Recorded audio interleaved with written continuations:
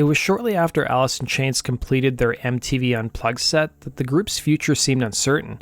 While the performance was powerful and incredible and probably my favorite and many other people's favorite MTV Unplugged set, frontman Lane Staley was in the throes of heroin addiction and it showed. Alice in Chains would get an offer to open 4 shows for Kiss later that summer after Stone Temple Pilots turned down the tour. Ironically, STP had to bow out after frontman Scott Weiland's addiction problems halted any touring plans. Initially, guitarist Jerry Cantrell and drummer Sean Kinney agreed to tour with Kiss, but Lane kept turning it down until he finally changed his mind. Kinney, for his part, was a member of the Kiss Army growing up. Since Lane was still dealing with his addiction, rehearsals for the tour proved to be challenging and problematic. The band spent 3 weeks at the Moore Theater in Seattle in rehearsals, with the band members coming in at different times. Ken Deans, who helped Susan Silver co-manage Alice in Chains during the late 90s, recalled that tour saying to author David DeSola in the book Alice in Chains, The Untold Story, "It was really challenging. Mike Inez would show up around 3 or 4 o'clock in the afternoon, he and I would hang out, and then Sean would show up, and then Jerry would show up, and then Lane would show up around 9 o'clock. Maybe they'd go through a couple songs and then take off."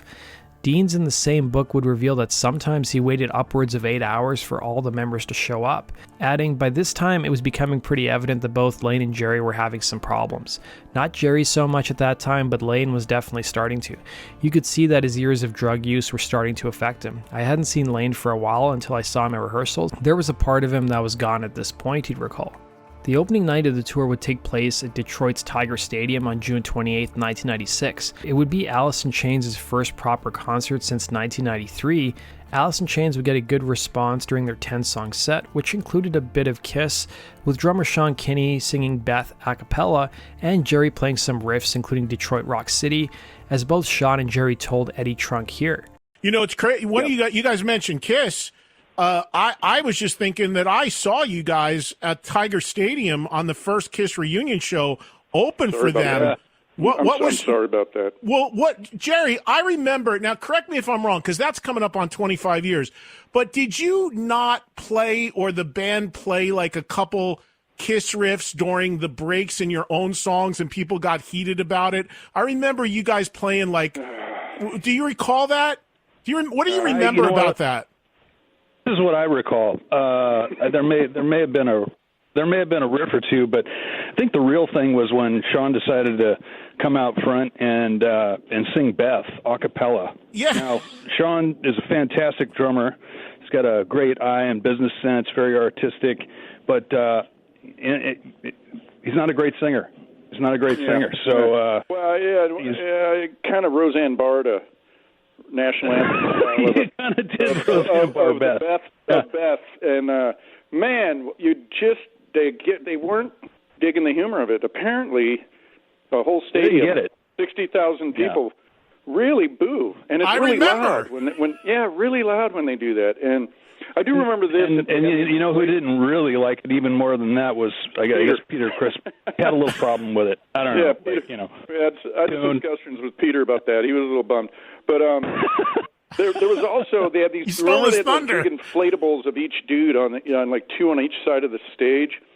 And it was the very first show, so there was some technical stuff, it was really magical and great. And then there's like anything that big of a undertaking, there was some technical stuff where the stuff wasn't working right, but like one of the inflatables just must have had a hole in it, and they kept trying to blow it up, and it just wilt down. I can't remember which guy it was, and there was some amazing stuff that went on those shows that were pretty fun for us. That could have the one guy's inflatable not blowing up could have derailed the whole reunion tour right at the first show, because that guy could have thrown a fit that his inflatable wasn't up, and that could have blown up the whole reunion right there.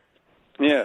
I just remember walking off stage after us doing our thing, right? I remember Lane also said, because people are all painted like Kiss characters. They wear the makeup and everything. And Lane in between songs looks at the audience. He's like, "What the fuck's wrong with you people? How come nobody's painted to look like me? Painted their face to look like me?" And they're all like, "Whoa." And then I added, I poured a little more gas on the fire by hacking Beth. And yeah. The Detroit concert was also notable because the Smashing Pumpkins frontman Billy Corgan was in attendance, and years later he would recall, and I quote, "I saw Alice in Chains in one of their final performances opening for Kiss at Tiger Stadium. They played outside in the sunshine and they were awesome," going on to call Layne Staley, and I quote, "a truly beautiful human, gifted almost beyond compare, my favorite singer of the 90s. The band's final show would happen at the Kemper Arena in Kansas City, Missouri, and it would prove to be the band's final show with Layne Staley until his death 6 years later. By this point, the band's camp knew this was going to be the final performance with Layne fronting the band. The tour would end on a low note when Layne overdosed after the final show in Kansas City, with drummer Sean Kinney telling author Greg Prato, "They went great," referring to the shows. "They were fun. It was nice being out there, and by the end, it was cops, ambulances, and get on the plane, hide the drugs.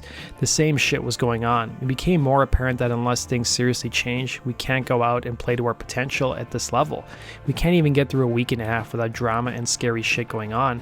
That's about right when I mentally started preparing like it's done. It was following the tour the members started to focus on their own lives and what would come after the band.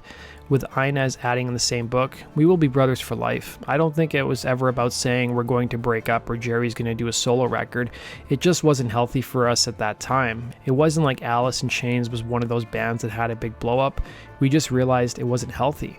Years later, Kiss's Gene Simmons would recall to Detroit radio station WRIF 101.1, "I met Scott Weiland at a club and I said to him, 'Look, you've got to be straight. Cut it out with all the heroin and crap. Respect the fans. Get up on stage. Do a great show. It's all yours. We'll support you, but I want you clean on stage.' He told me, 'Gene, I promise, it's like what anybody who's a drug addict and alcoholic says. I've been clean for a million years and stuff.' And then he died. And I had the same conversation with Layne. Right before they went up on stage in Detroit, I said, 'Layne, here they are. They're fans. They're lined up. It's all yours. Just go out there and do great. Gene, I've been straight. I straightened up and all that.' And then he died," he'd recall. That does it for today's video, guys. Thanks for watching. Be sure to like button and subscribe. And we'll see you again in Rock and Roll True Stories. Take care.